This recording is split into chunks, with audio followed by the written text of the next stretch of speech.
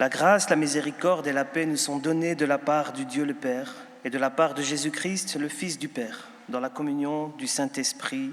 Amen. Je vous invite à ouvrir notre culte en nous plaçant dans la prière. Seigneur, notre Dieu, nous te remercions encore pour cette grâce que tu nous donnes de venir ce matin dans ta maison. Ouvre nos cœurs, Seigneur, à ta parole, ouvre nos cœurs à ta voix. Nous nous mettons à ta suite, Seigneur, encore ce matin. Dans le nom de Jésus, Amen. Bonjour à tous et bienvenue dans la maison de notre Seigneur. Je vous invite à vous lever, comme vous êtes déjà debout, c'est magnifique, pour chanter ensemble notre premier cantique, 21-19, strophe 1, 2, 3, à la page 252. Cantique Alléluia.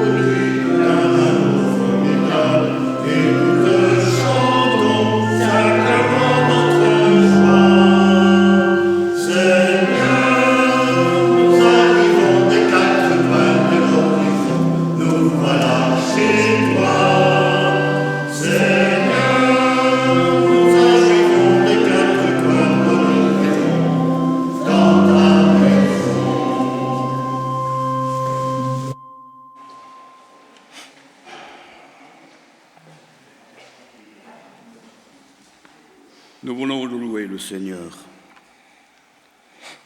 Nous t'adorons et nous te bénissons, ô Seigneur Dieu.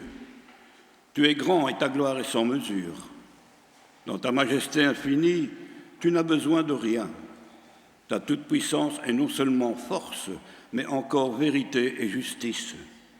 Ta gloire est non seulement lumière céleste, mais encore pureté et miséricorde inépuisable. Seigneur Dieu, c'est en Jésus que nous avons découvert la grandeur de tes perfections. C'est lui qui a écarté le voile qui nous cachait ta face. Lui seul nous a révélé la profondeur de ton amour. Par sa résurrection, tu nous as rendu la force et le courage de lutter et de souffrir pour toi.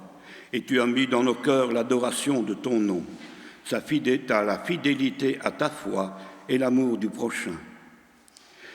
Sa victoire sur la mort nous a libérés de toute peur de mourir, et nous a dotés d'une espérance que rien ne pourra décevoir. En t'aimant, Dieu éternel, nous possédons la vraie richesse. En Jésus-Christ, nous avons la plénitude de la vie et de la joie. À toi, Tout-Puissant, la louange, l'honneur et la gloire. Amen. Amen. Et nous poursuivons avec le cantique. Je n'ai pas le cantique. 12.1 à la page 170.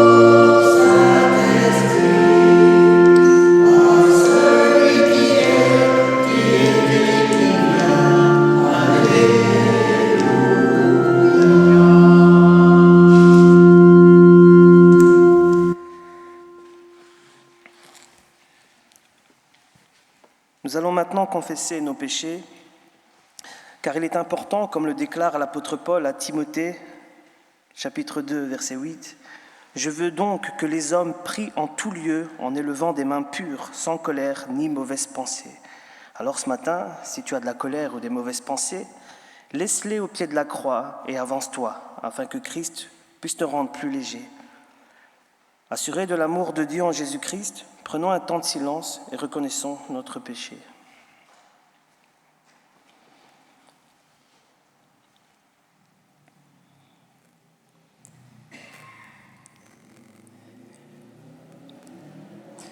Père, nous nous sommes égarés en voulant marcher sur des chemins que tu n'avais pas tracés pour nous. Comme les hommes de Babel, nous avons voulu nous faire un propre nom, alors même que nous pouvions le recevoir de toi. Nous nous sommes épuisés dans cette tâche et nous y avons piétiné notre prochain. Comme le jeune homme riche, nous avons voulu nous sauver nous-mêmes, devant toi et devant les hommes, alors même que tu voulais nous sauver toi-même, gratuitement par le Christ. Nous nous sommes culpabilisés et désespérés nous-mêmes de cet effort et nous y avons perdu notre joie. Seigneur notre Dieu, avant même notre naissance, tu nous connaissais et avais des promesses pour nous. Tu nous as tout donné, la vie, la liberté, l'amour. Et pourtant, nous vivons trop souvent en pensant que tout cela est indu.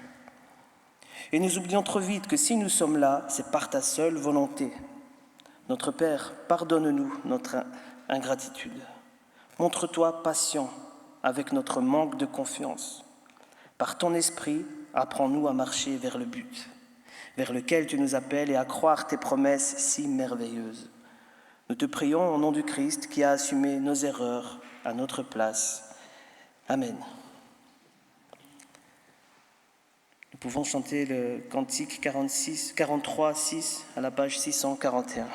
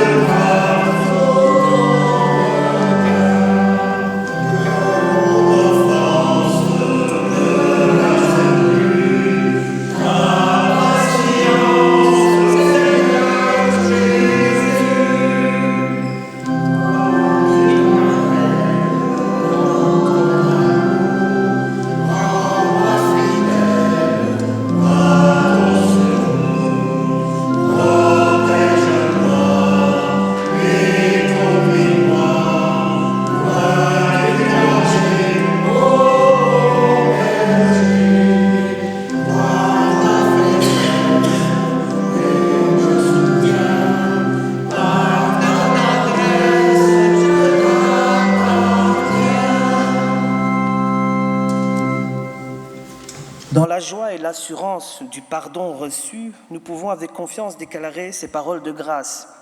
Je vous le déclare, c'est la vérité, dit le Seigneur. Celui qui écoute mes paroles et qui croit en celui qui m'a envoyé a la vie éternelle.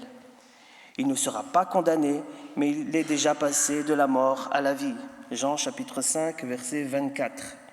Que tous ceux qui se repentent dans la foi reçoivent en Jésus-Christ l'assurance de leur pardon.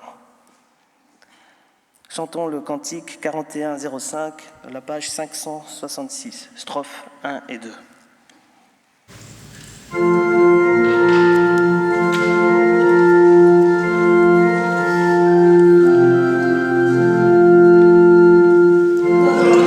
Chante nos voix et monte, que s'élève,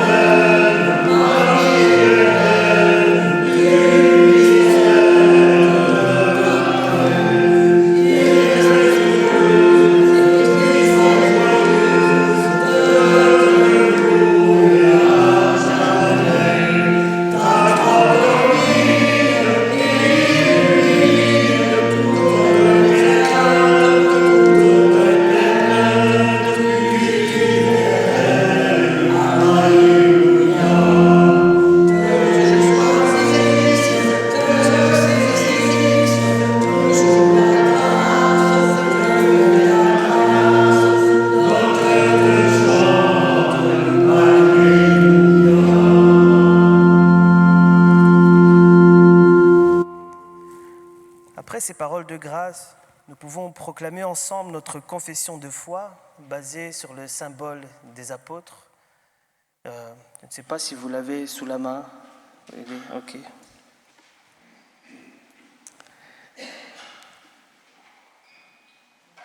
Je crois en Dieu, le Père Tout-Puissant, Créateur du ciel et de la terre.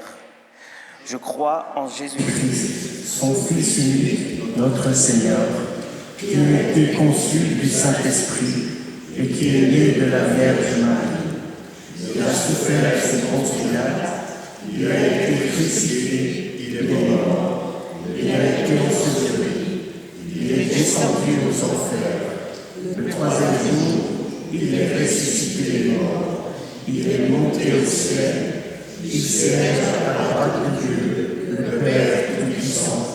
Il viendra de là pour juger les vivants et les morts. Je crois en l'Esprit Saint, je crois à la Sainte Église universelle, la communion des saints, la rémission des péchés, la résurrection de la chair et la vie éternelle. Amen.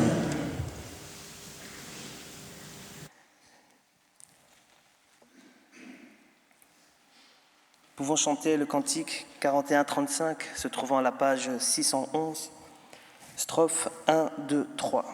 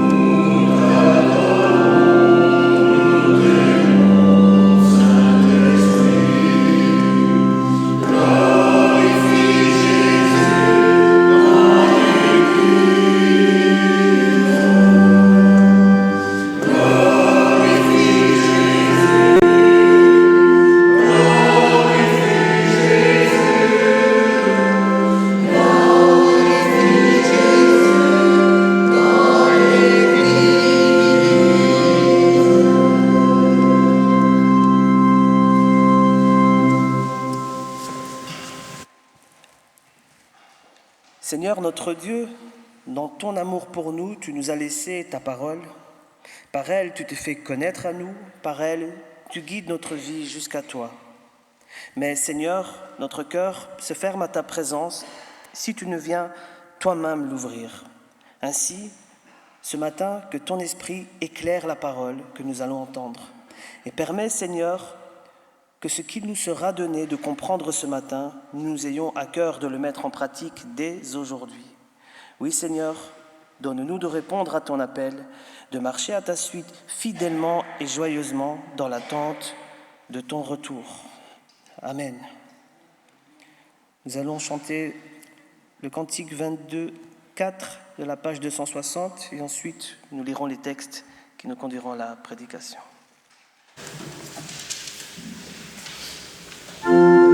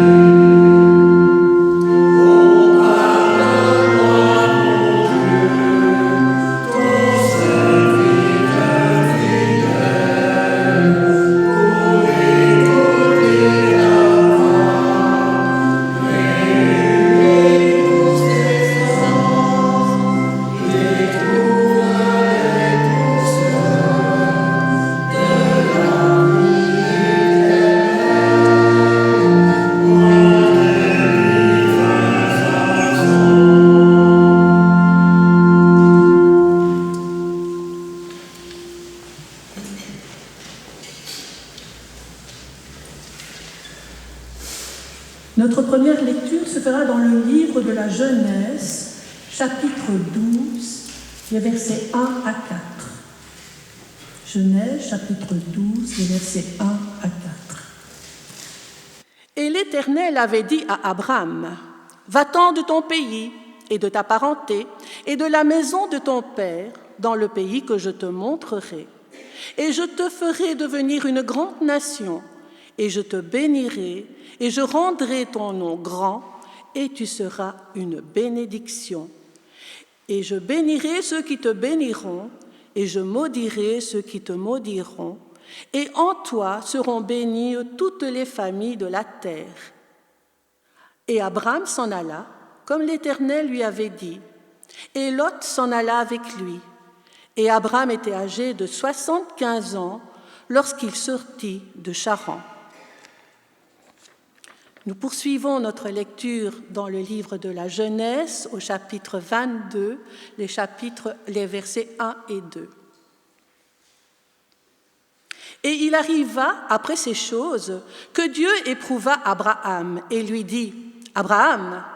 Et Abraham dit, « Me voici. » Et Dieu dit, « Prends ton fils, ton unique, celui que tu aimes, Isaac, et va-t'en au pays de Morija, et là, offre-le en holocauste sur une des montagnes que je te dirai. » Troisième lecture se fera dans l'évangile de Matthieu, au chapitre 19, les versets 16 à 22. Matthieu 19, 16 à 22. Et voici quelqu'un, s'approchant, lui dit, « Maître, quel bien ferais-je pour avoir la vie éternelle ?» Et il lui dit, « Pourquoi m'interroges-tu, touchant ce qui est bon ? Un seul est bon, mais si tu veux entrer dans la vie, garde les commandements. » Il lui dit, « Lesquels ?» Et Jésus dit, « Tu ne tueras point, tu ne commettras point d'adultère, tu ne déroberas point, tu ne diras point de faux témoignages, honore ton père et ta mère, et tu aimeras ton prochain comme toi-même. » Le jeune homme lui dit, « J'ai gardé toutes ces choses, que me manque-t-il encore ?» Jésus lui dit, « Si tu veux être parfait, va, vends ce que tu as et donne aux pauvres, et tu auras un trésor dans le ciel. Et viens, suis-moi. » Et le jeune homme, ayant entendu cette parole, s'en alla tout triste, car il avait de grands biens.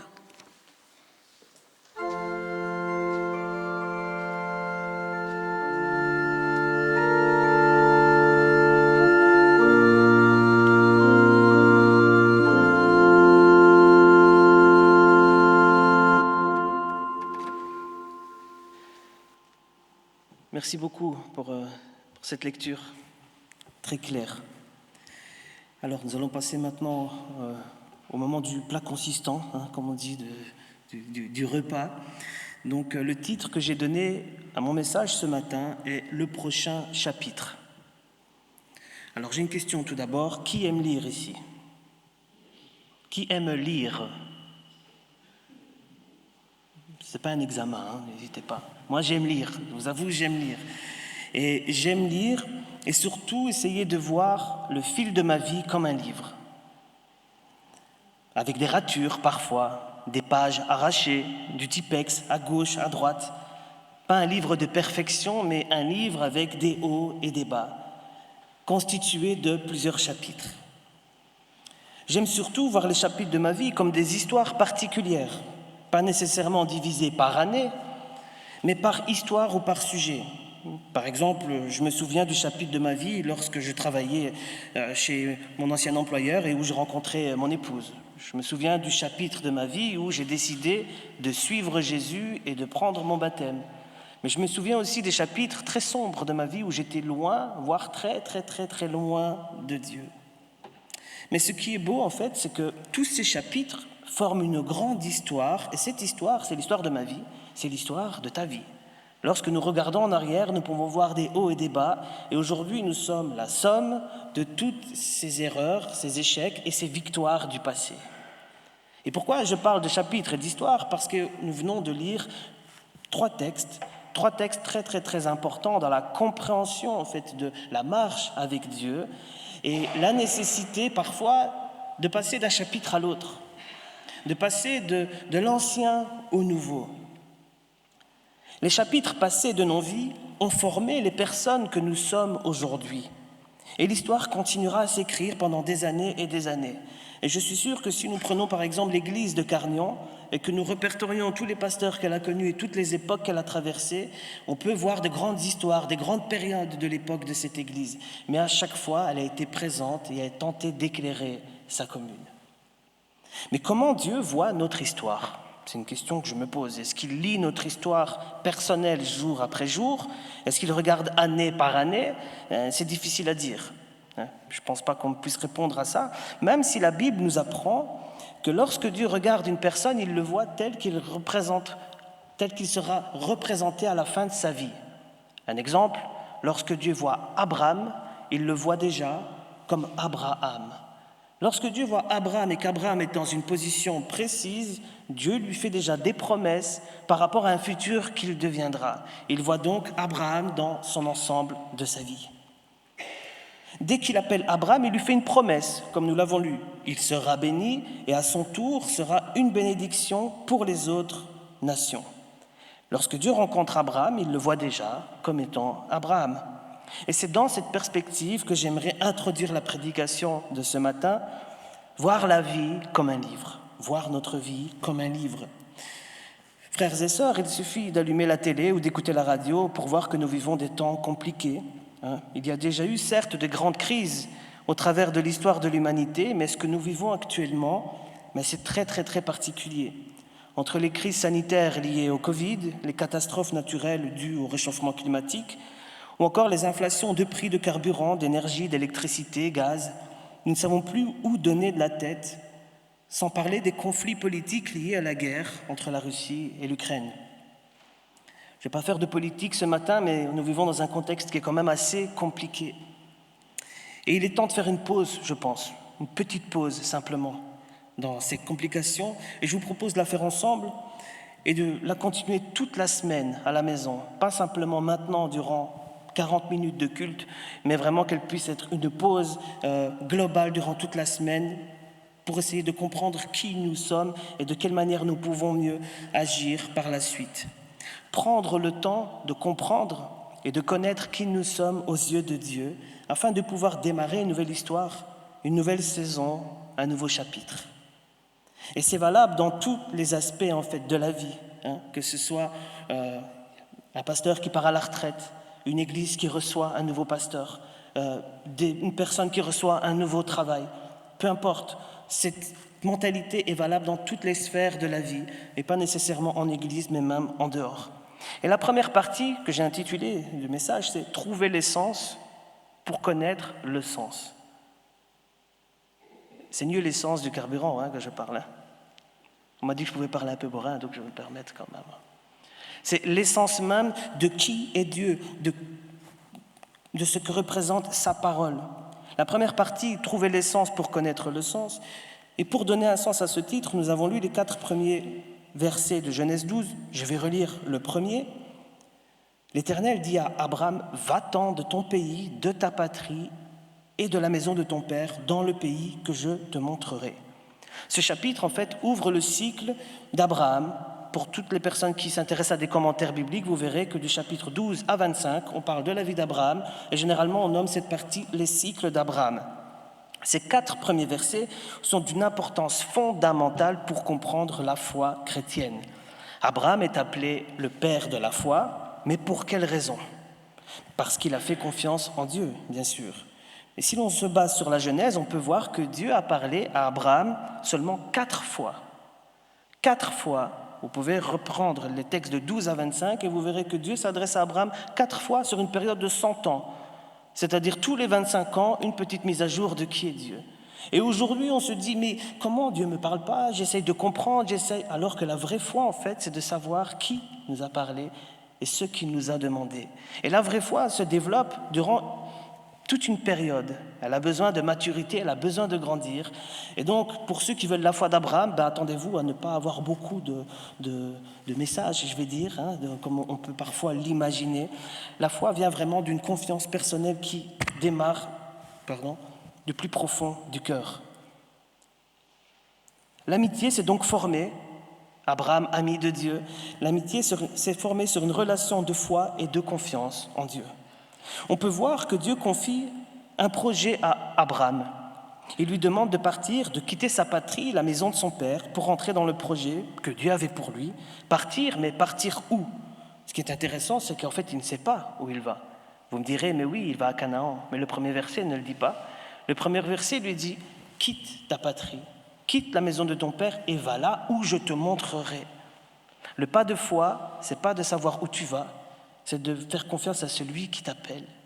Le pas de foi qu'Abraham a dû faire, c'est de savoir, ok, je suis prêt en fait à me déraciner, à sortir de tout ce que j'avais construit, de l'héritage reçu de mon père, pour entrer dans un projet dont je ne connais pas la destination.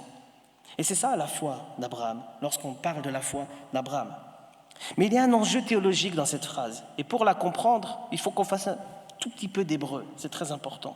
Lorsqu'il est écrit « va-t'en de ton pays », va-t'en de ton pays, c'est une traduction française qu'on peut retrouver dans d'autres Bibles, va-t'en de ton pays. Mais la formule hébraïque qui est utilisée ici, c'est va pour toi. En hébreu, c'est lech lecha. Lech lecha, c'est va pour toi. Et tous les commentaires, qu'ils soient juifs ou chrétiens ou même philosophiques, vont dans le sens de dire que va pour toi, c'est-à-dire que le chemin que tu dois emprunter commence au plus profond de toi. Ce n'est pas dans un lieu donné, c'est à l'intérieur qu'il doit être fait. C'est là le point de départ, c'est là en fait la rencontre, c'est là le nouveau départ qui doit être donné pour Abraham. En demandant à Abraham de quitter son pays, sa patrie, la maison de son père, c'est lui demander de quitter son identité, ses mœurs, tout ce qu'il avait construit jusqu'à ce moment-là. Et pour comprendre, il est important de revoir le contexte, parce que les mœurs à l'époque étaient très différents de ceux d'aujourd'hui. Abraham vivait dans une société patriarcale où l'homme a tout pouvoir. La figure du père est très importante et intervient dans les questions de mariage, les questions de commerce, comme nous le verrons avec les épisodes d'Abraham et Lot dans d'autres chapitres. Mais ce qui est important pour notre texte, c'est que dans cette société, il est indispensable de prendre soin de sa famille. Et si nous lisons Genèse chapitre 11, on peut voir que le papa d'Abraham venait juste de décéder. Et donc Abraham prenait cette figure d'autorité patriarcale dans sa patrie. Et ce que Dieu est en train de lui dire, c'est que, ok, on t'a appris tout ça depuis l'enfance, mais moi, c'est pas ça que je veux pour toi. Tu ne seras pas le chef de cette patrie-là, à Charan. Non, j'ai autre chose pour toi. Quitte tout ça. Oui, mais comment? Si, quitte tout ça, déracine-toi de ton cœur. Il n'y a rien qui t'appartient, en fait. Ce qui t'appartient, c'est le futur que je te promets, la bénédiction que je vais te donner. Demander à Abraham de quitter sa patrie et la maison de son père, c'est lui demander de renoncer à son héritage, à tout ce qu'il est, et de rentrer dans un nouveau projet. Oui, mais où? On ne sait pas. Dans le pays que je te montrerai. Donc, après l'abandon direct de sa patrie, de déracinement du cœur, n'oublie pas, l'Erlera va pour toi, c'est en premier, c'est là que ça doit se passer. C'est pas juste déménager, c'est vraiment de tourner la page à l'intérieur. C'est de tourner la page de ce vieux chapitre à l'intérieur du cœur que Dieu demande à Abraham ici.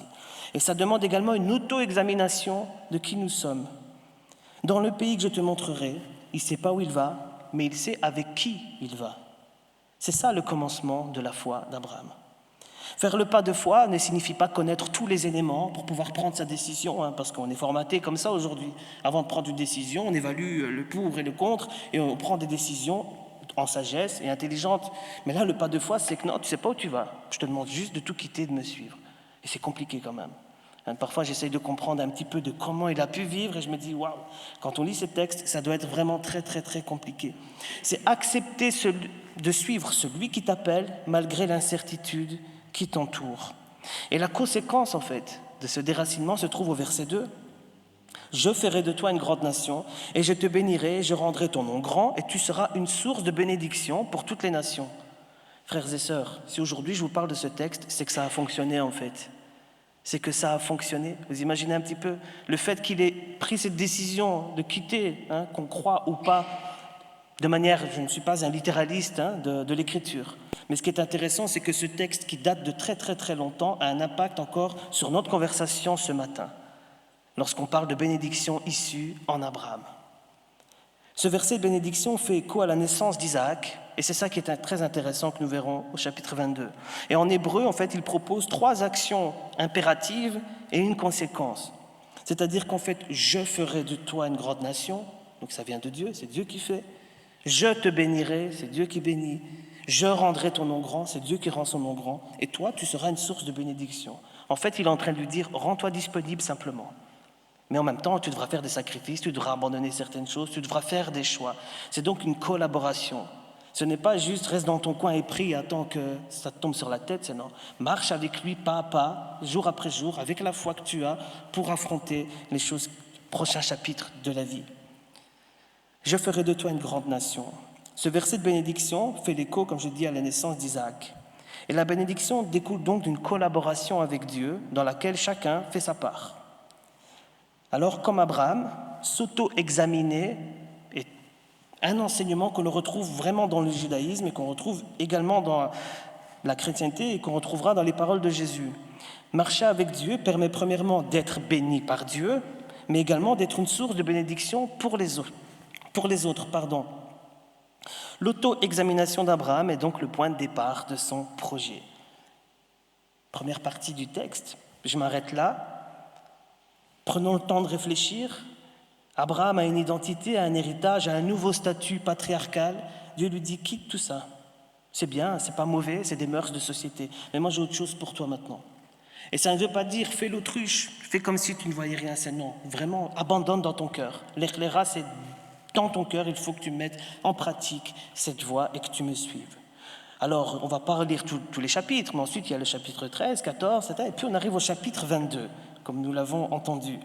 Après ces choses, il est écrit, Dieu mit Abraham, cette fois-ci, à l'épreuve, et lui dit, Abraham. Et il répondit, me voici. Dieu dit, prends ton fils, ton unique, celui que tu aimes, Isaac, va-t'en au pays de Morija, et là, offre-le en holocauste sur l'une des montagnes que je te dirai. Rien ne vous frappe dans ce texte ? On retrouve le même schéma qu'en Genèse 12. On retrouve encore une fois le l'Echléra. Il apparaît que 2 fois dans la Bible hébraïque, 2 fois seulement. En Genèse 12 et en Genèse 22. C'est-à-dire, va au plus profond de ton cœur encore une fois. Mais cette fois-ci, Abraham, je ne te demande pas d'abandonner ton passé, je te demande d'abandonner ton futur. Abandonne ta patrie, la maison de ton père, maintenant je te demande d'abandonner la descendance, le futur. Et où je dois aller ? La montagne que je te dirai. Encore une fois, il ne sait pas. Sur l'une des montagnes que je te dirai. Il y a un pays de Morija, il y a une montagne, on ne sait pas laquelle. Encore une fois, il y a un départ à ce moment-là, où Dieu vient chercher Abraham dans son confort. Et pourtant, Isaac est la promesse de la bénédiction, la conséquence, comme nous l'avons vu juste avant. Et là, il dit, mais maintenant, même le futur, je veux que tu me donnes. Tu m'as donné ton passé, super, maintenant donne-moi la suite. Cette fois-ci, je le répète, ce n'est plus son passé que Dieu demande d'abandonner, mais c'est son futur. Dieu voulait savoir une chose, en fait.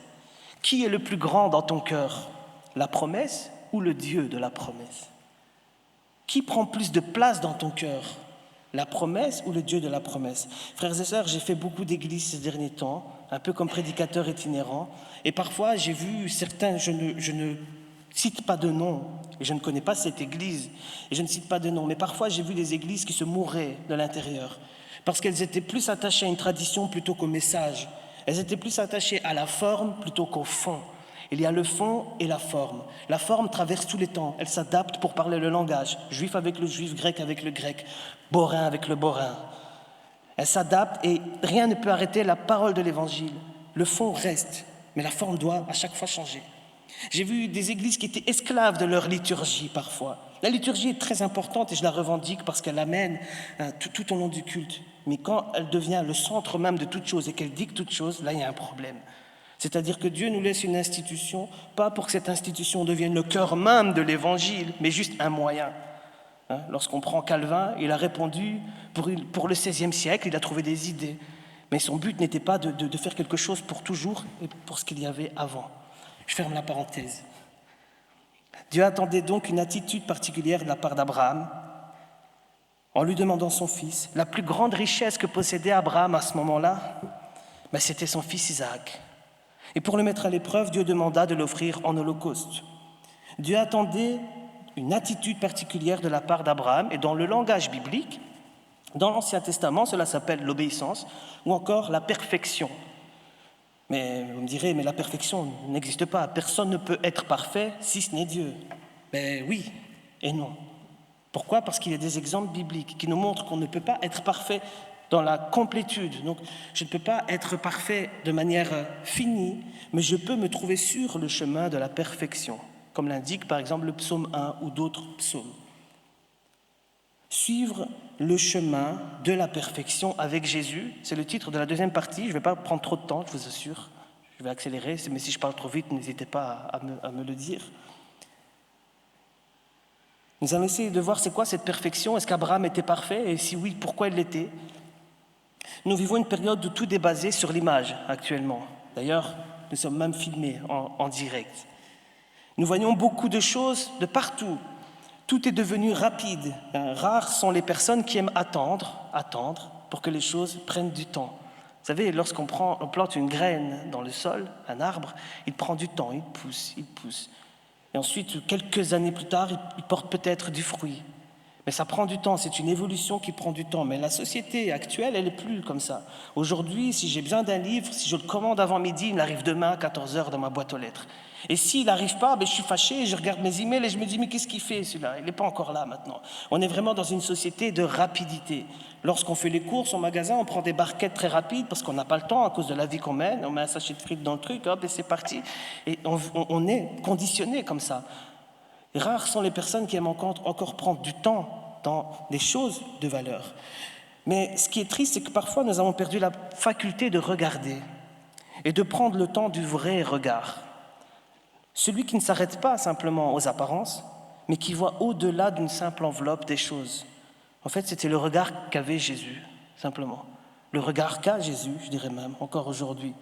Pas un regard évasif, léger, qui a une habitude, qui continue, une routine, même une routine chrétienne, mais un regard vrai qui prend le temps, qui s'intéresse et qui veut aller plus loin.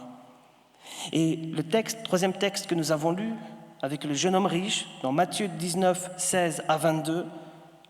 Et voici un homme s'approcha et dit à Jésus, « Maître, que dois-je faire de bon pour obtenir la vie éternelle ?» On voit bien que ce jeune s'intéresse à de savoir ce qu'il doit faire concrètement pour pouvoir obtenir la vie éternelle. Et Jésus lui répond, « Mais pourquoi m'interroges-tu sur ce qui est bon ? Un seul est bon. Si tu veux entrer dans la vie, observe les commandements. » Lesquels, lui dit-il ? Observe ou garde les commandements, dans la version que nous avons lue. Et le verbe « garder », qui est utilisé là, c'est un verbe qui est utilisé normalement pour les lois. Par exemple, quand Dieu crée Adam dans le jardin d'Éden, il lui dit « garde ce jardin ». C'est un verbe qui est là pour confier, préserver. Et là, en fait, ce jeune lui dit « mais en fait, je préserve, je garde les commandements ». Sinon, Jésus lui dit de garder, de préserver ces commandements. Jésus répondit, tu ne tueras point, tu ne commettras point d'adultère, tu ne déroberas point, tu ne diras point de faux témoignage, honore ton père et ta mère, tu aimeras ton prochain comme toi-même. Il y en a 5 qui viennent du décalogue, les 10 paroles, et tu aimeras ton prochain comme toi-même. 6 lois qui ne sont pas personnelles, qui ont un rapport avec l'autre. Donc l'adultère, le vol, c'est toujours en fonction de quelqu'un à côté de moi. Ce n'est pas quelque chose de juste personnel, c'est quelque chose qui a à voir avec l'autre. Et les 6 que Jésus choisit, ce sont 6 commandements relationnels. Et le jeune homme lui dit, mais j'ai observé toutes ces choses. Et il est là le souci. Lorsqu'il dit j'ai observé toutes ces choses, c'est que je les ai gardées. En fait, je les connais par cœur. Elles sont là dans ma tête. Je peux te le réciter directement. Qu'est-ce qu'il me manque encore ? Et Jésus lui dit, si tu veux être parfait, donc une possibilité de rentrer dans un chemin de perfection, va, vends tout ce que tu possèdes et donne-le aux pauvres et tu auras un trésor dans le ciel, puis viens et suis-moi. Alors ce verset a été compris de manière littérale, durant une grande partie de l'histoire de l'Église, où on disait qu'il fallait être pauvre pour pouvoir être sauvé. C'est pas ça qu'il veut dire. Le but n'est pas de vendre parce qu'on a beaucoup de biens. C'est pas ça que demande Jésus ici. Rappelez-vous, ce que Dieu a demandé à Abraham, c'est quoi qui était le plus important dans ton cœur à ce moment-là ? Ma patrie, ok, tourne la page. C'est moi qui dois être le plus important. C'est quoi le plus important ? Mon fils, ok, tourne la page, c'est moi qui dois être le plus important. C'est pas pour ça qu'il a dû vraiment sacrifier son fils. Et là, pareil, ce jeune homme, ce qu'il a de plus important dans son cœur, c'est sa richesse, simplement. Et il lui dit, mais cette richesse-là, en fait, elle prend trop de place, de un, et en plus, tu dis que tu gardes dans ta tête. Vous savez, moi je dis toujours qu'il y a 3 points existentiels dans la vie chrétienne. la compréhension intellectuelle, pour ne pas tomber dans des mysticismes farfelus. Il faut que ça touche le cœur et ensuite que ça touche la main. Parce que s'il n'y a pas de mise en pratique, tête, cœur, main, ça ne sert à rien en fait. C'est si je suis dans ma tour, je suis dans ma bulle, je connais les choses, je les garde, je connais toutes choses, je suis un théologien, c'est magnifique. Mais si je ne mets pas en pratique, il n'y a pas de continuité, il n'y a pas d'existence. Et là, ce qu'il est en train de lui dire, c'est que maintenant, ok, tu gardes, super, mais si tu veux être parfait, mets en pratique ce que tu sais.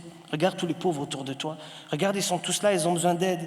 Tu te représentes comme quelqu'un qui connaît la loi et tu ne la mets même pas en pratique. Et là, on retrouve encore une fois une autre dimension de perfection dans la marche avec Jésus, c'est de pouvoir mettre en pratique. Et ça ne demande pas d'être pauvre. N'allez pas tout vendre la semaine prochaine. C'est pas ça. C'est simplement le fait de dire, ok, mais je mets en pratique, parfois c'est juste une parole, un regard, un geste, un message, un coup de téléphone. C'est facile à faire en fait. C'est facile à faire. Il faut juste prendre le temps de le faire, simplement.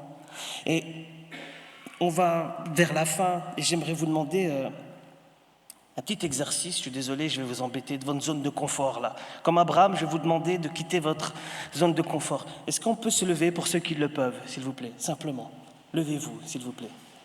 Pour ceux qui le peuvent, ceux qui sont scrans, comme on dit, ils peuvent rester assis.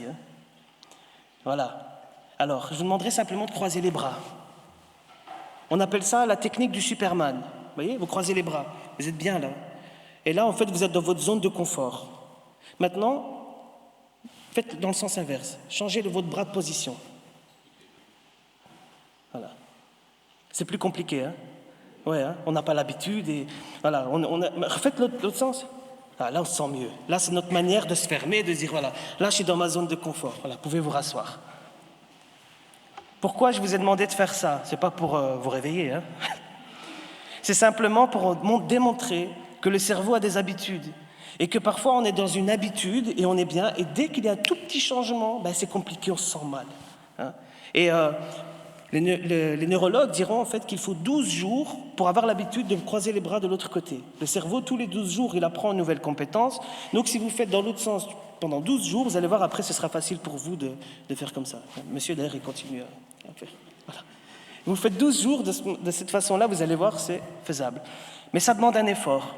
Et vous voyez, en fait, ce petit geste anodin demande un effort. C'est pas évident, on n'est pas à l'aise. Et d'ailleurs, c'est pas facile de le faire.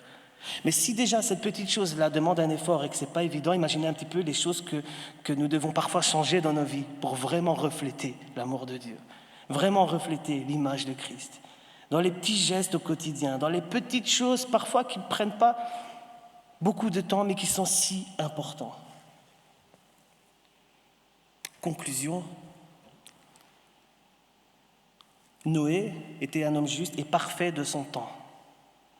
Enoch, pareil. Job, pareil. Ce sont des hommes qui ont été trouvés parfaits aux yeux de Dieu. Et à chaque fois que vous lirez les versets à la suite, c'est parce qu'ils marchaient avec Dieu. Marchaient avec Dieu. Parfois, marcher avec Dieu demande d'abandonner certaines choses. Pour Abraham, c'était Isaac. Pour le jeune homme riche, c'était son argent. Et pour toi ce matin, c'est quoi qui prend trop de place et qui t'empêche vraiment de vivre pleinement cette relation avec Dieu? Peut-être qu'il n'y en a pas. Et une phrase que j'aimerais vous laisser, c'est « Tant que tu vivras dans ton passé, tu ne pourras jamais tracer ton avenir. » Tant que tu vivras, vous savez, c'est comme si on roulait sur l'autoroute et que je regardais tout le temps dans le rétro. À un moment donné, je vais me prendre une voiture devant. Non, c'est devant qu'il faut regarder. Il ne faut pas oublier le passé. Le passé, il est très important. Il est là, il nous a formés tels que nous sommes aujourd'hui. Mais c'est vers l'avant qu'il faut y aller. Et ce n'est pas facile. Question, dernière question, je promets. Quand vas-tu écrire ton prochain chapitre avec Dieu? Abraham a reçu un projet, il avait 75 ans. 75 ans quand il a reçu un projet. Il n'y a pas d'âge, il suffit juste d'une disponibilité. Ça peut être veiller dans la prière, ça peut être n'importe quoi. Et il y a un exposé qui a eu lieu il n'y a pas longtemps en France sur Douglas Scott, pour ceux qui connaissent. C'est ce monsieur qui a traversé toute la France et la Belgique et qui a amené les réveils dans nos régions ici, du Borinage, Dour, Pâturage et ensuite. Et il a dit qu'il est nécessaire d'avoir 3 critères pour voir une église qui revit, en fait. Il faut que Dieu soit présent, il ne faut pas chasser Dieu de chez lui en fait. C'est la maison de Dieu, il faut que Dieu soit dans sa maison premièrement. Deuxièmement, il faut la prière, mais la vraie prière constante de peuple qui croit. Et la troisième chose, il faut que les hommes et les femmes soient prêts à payer le prix de sacrifice, de voir les choses changer. Et payer le prix parfois, c'est abandonner et d'accepter un changement. Et nous sommes à chaque fois dans des renouvellements. Je vous laisse avec cette parole. Grâce soit rendue à Dieu. Amen.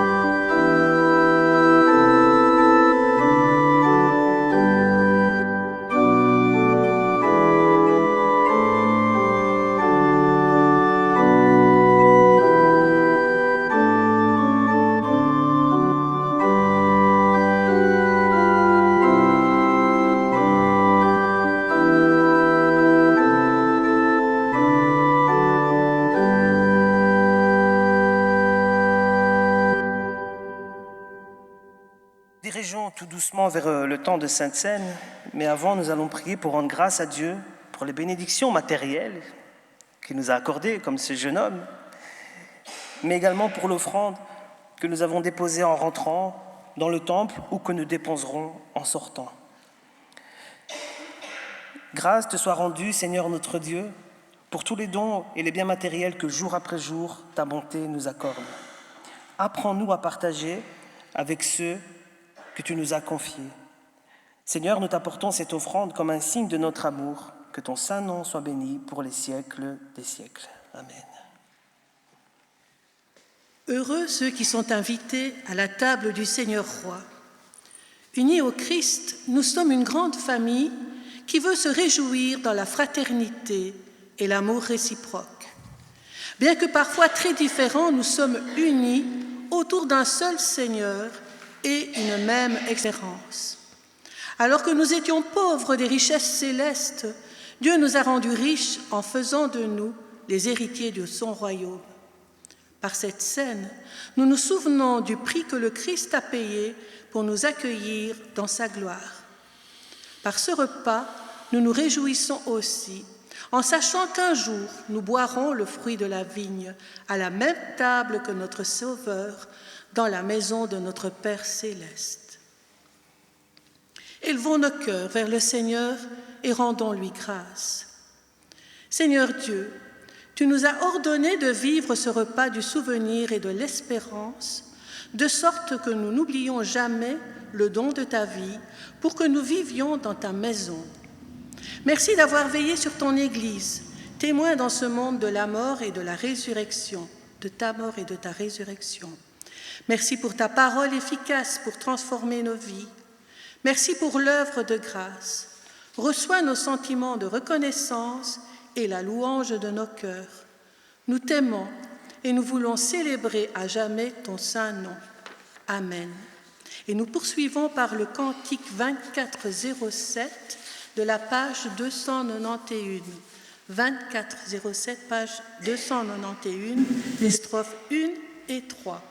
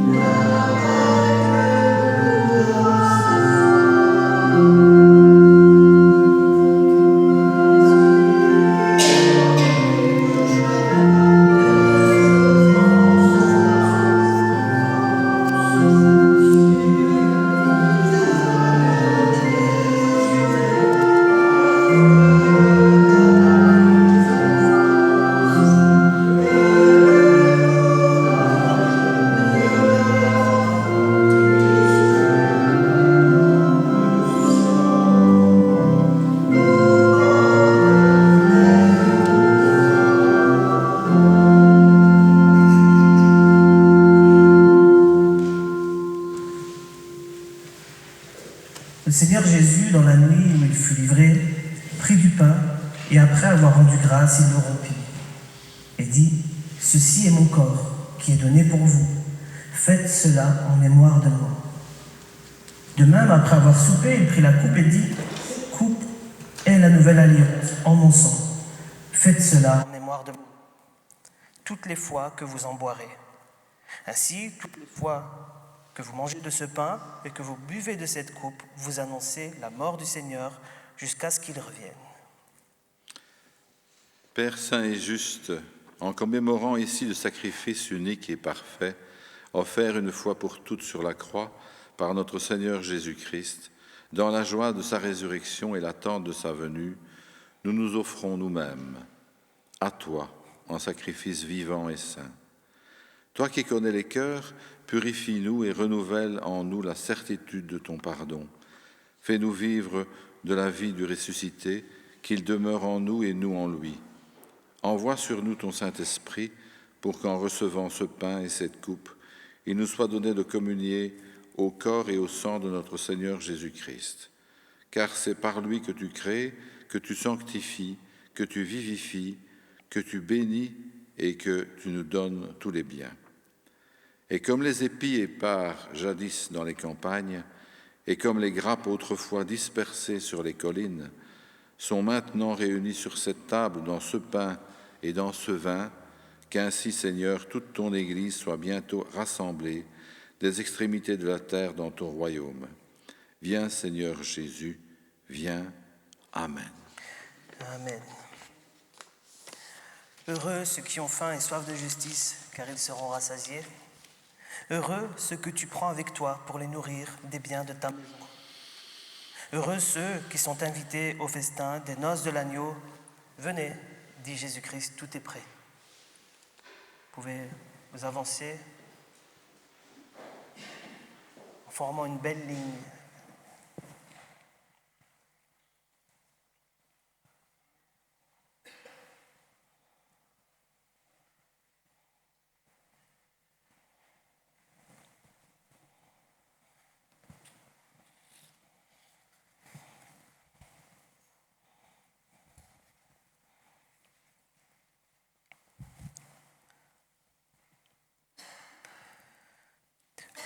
Le pain que nous rompons est la communion au corps de notre Seigneur Jésus-Christ qui a été donné pour nous.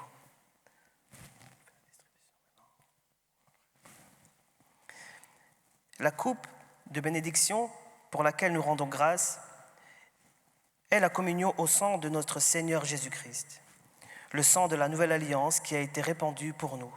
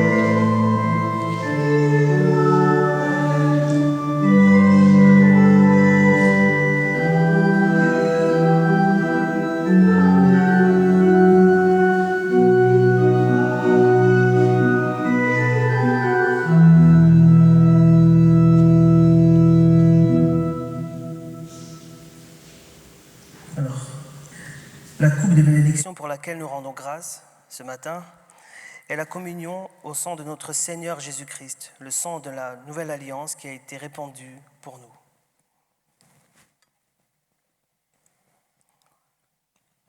Alors, pour mettre en pratique le message, je propose que nous prenions tous le verre et que nous buvons tous en même temps, si c'est possible pour chacun d'entre vous, et après nous viendrons les déposer juste ici.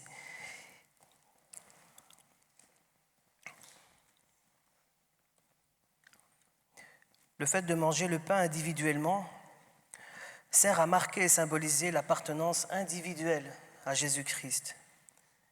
Mais le fait de boire la coupe tous ensemble en même temps symbolise notre unité corporelle en tant que tous ensemble en Christ. Il y a ces deux aspects dans le protestantisme, la foi individuelle qui se vit de manière communautaire. Et ces deux aspects peuvent être assez intéressants. Je vous bouscule un peu, je suis désolé, mais mettons en pratique peut-être. Buvons.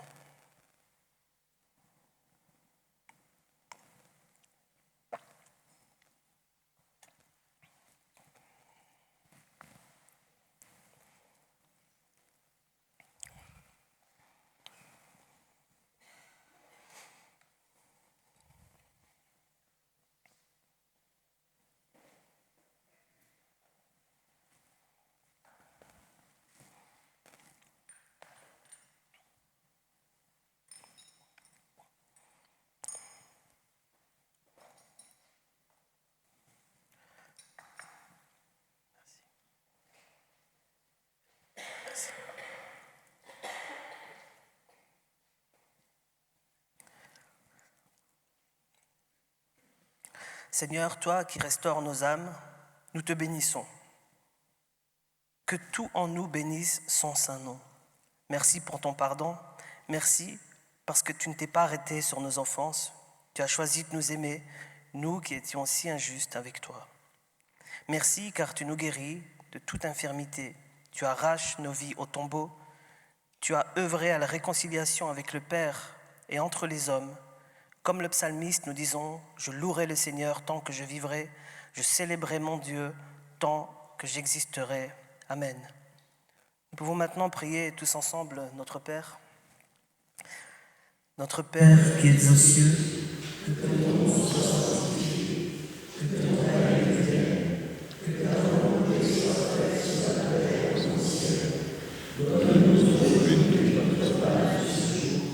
Pardonne-nous nos offenses, comme nous pardonnons aussi à ceux qui nous ont offensés. Ne nous soumets pas à la tentation, mais délivre-nous du mal.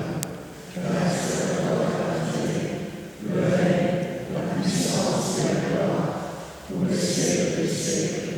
Amen. Vous pouvez reprendre place. Allez en paix dans la grâce du Seigneur. Nous arrivons au moment des annonces.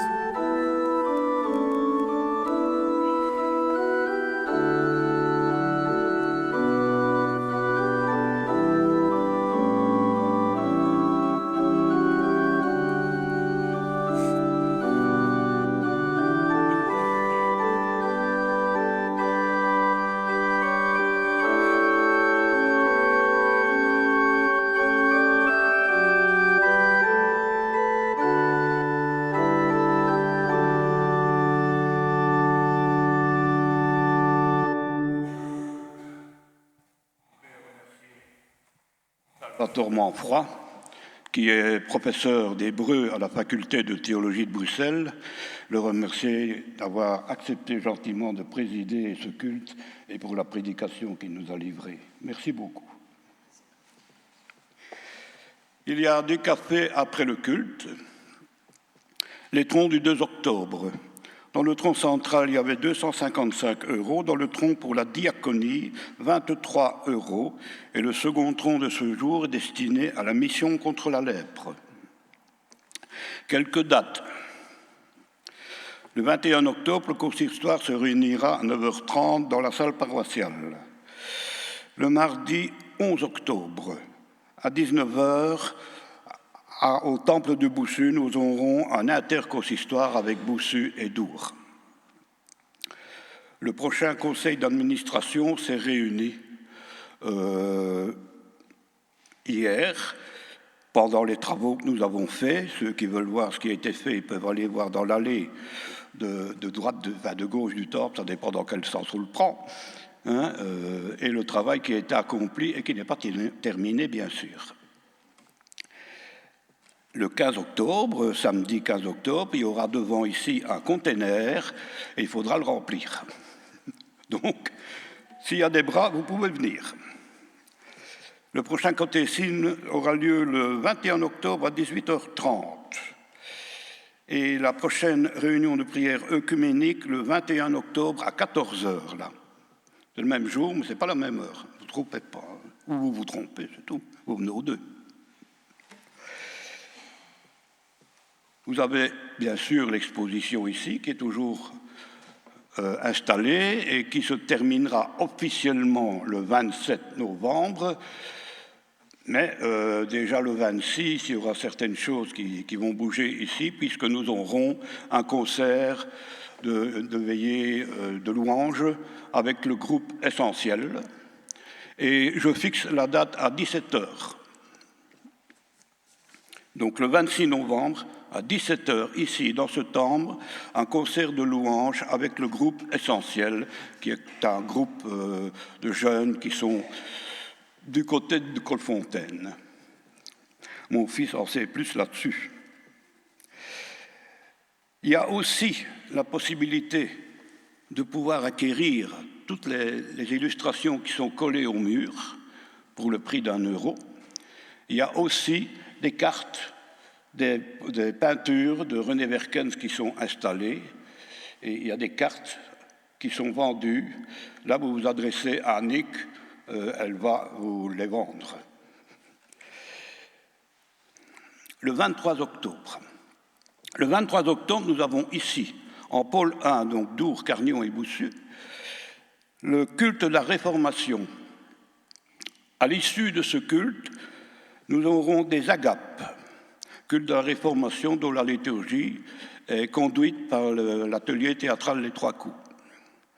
Ensuite, nous aurons des agapes communautaires, et je peux vous livrer le menu que j'ai reçu cette semaine, qui a été décidé cette semaine. Il y a bien sûr un apéritif et ses amis. Il y a une terrine de campagne et ses crudités en entrée. Et en plat principal, un suprême de poulard à l'estragon, pommes de terre macaire et chicon braisé. À dessert, vraisemblablement une tarte. Ça peut changer, on ne sait jamais. Si elle ne trouve pas de la tarte, on aura autre chose. Et bien sûr, un café garni, inclus dans le menu. Les boissons, bien sûr, autres boissons sont à part. Pour les enfants de moins de 12 ans, nous faisons la gratuité. Donc les enfants de moins de 12 ans sont gratuits. Moi, je voudrais ici m'adresser à la diaconie et au consistoire en demandant à ce que nos ados, on puisse les aider. Nos ados. Donc tous ceux qui ont moins de 18 ans. J'espère que le consistoire et la diaconie vont me suivre. Vous pouvez payer votre repas et ceci sera affiché. Il y a un numéro de compte et on vous demande de le payer par compte. Ce sera plus simple pour tout le monde et pour nous surtout. Il faut le dire. Le prix est fixé à 19 €. J'ai encore, il y a beaucoup d'annonces, ça je m'excuse, mais il y a beaucoup d'annonces. Une petite annonce, le 6 novembre, la diaconie organise une soupe bienfaisante.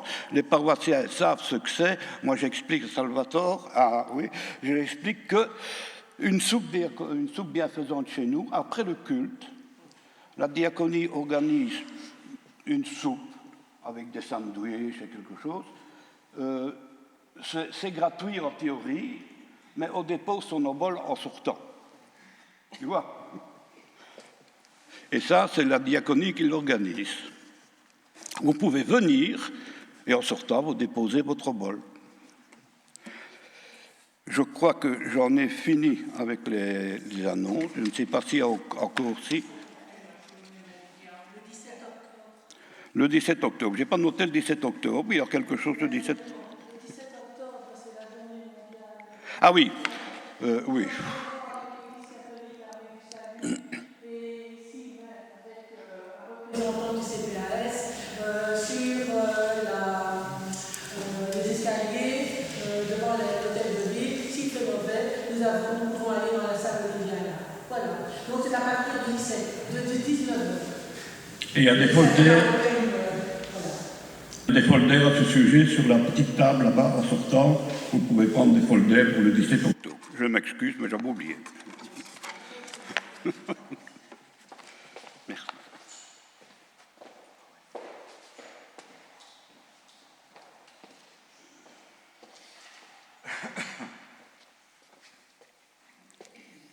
Donc ici, bien sûr, on présente l'exposition de ces souvenirs qui sont quelquefois anciens et plus récents et qui ont présidé à toute la démarche du protestantisme depuis 150 ans dans cette communauté.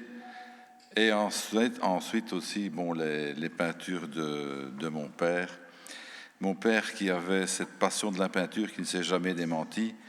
Il aimait s'y adonner dans son atelier en toute saison. Et en hiver, pour seul chauffage, il y avait un poêle au pétrole auquel il réchauffait ses mains les jours de grand froid. Il y avait ces gestes que mon père m'a transmis et la verve de ses paroles qui sont restées comme une empreinte, une trace indélébile qui se poursuit de loin en loin. Il avait cette tendance à croire à l'immortalité de sa peinture, car il savait qu'elle lui survivrait de nombreuses décennies encore. Il choisissait sa toile et ses couleurs pour une durée indéterminée. Chaque fois que je touche du matériel qu'il a utilisé, il se produit un sentiment de création profond, comme si à travers l'espace et le temps, il laissait une empreinte que le temps ne pourrait ravir. Il s'exprimait dans la profondeur de la toile et le respect des conventions picturales a fait qu'aucune de ces toiles ne comporte de craquelures. Il peignait dans un vertige de pensée et son application y était intense. Son œil scrutait le moindre détail, la perfection du rendu devait être impeccable. Il peignait de la main gauche et se servait de peintures achetées en Angleterre, à Bruxelles et à Paris, avec les meilleurs cadmiums qui, après 50 ans, présentent toujours cette flexibilité et ce rendu de couleur à nul autre pareil. Les blocs et les raunets sont encore présents dans sa boîte de peinture et tous les poils de martre et ses brosses et pinceaux sont encore dans un état de parfaite conservation et d'une propreté que le temps n'a jamais oxy.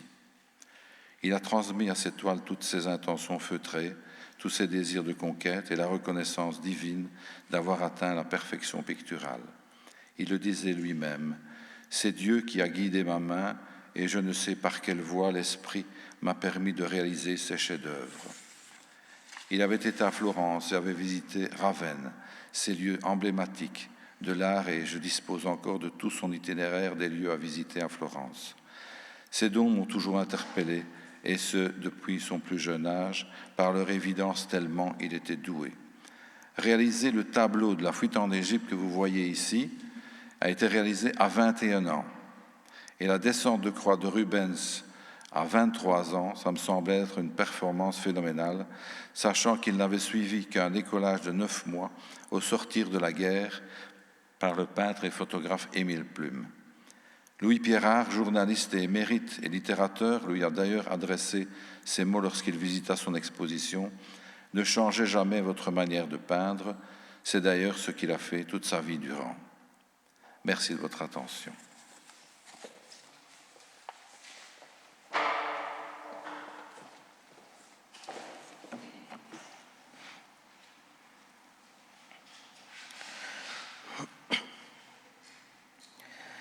En guise de bénédiction finale, j'aimerais lire une prière que l'on nomme la prière du pèlerin. Prière d'un pèlerin. Et il serait bien que chacun puisse se lever et prendre cette prière pour lui-même. Tu es né pour la route, marche. Tu as rendez-vous, où, avec qui? Tu ne sais pas encore. Avec toi peut-être, marche.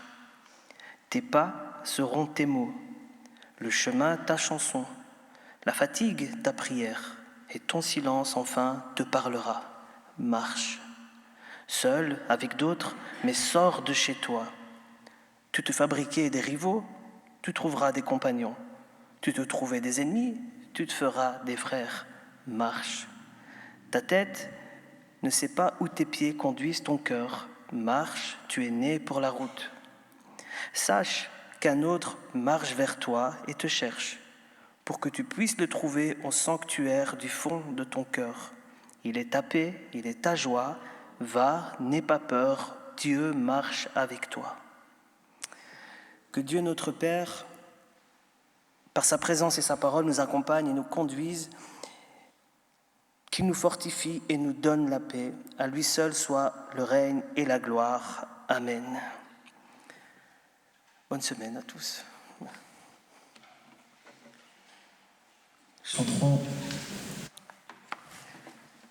Le cantique à la page 528.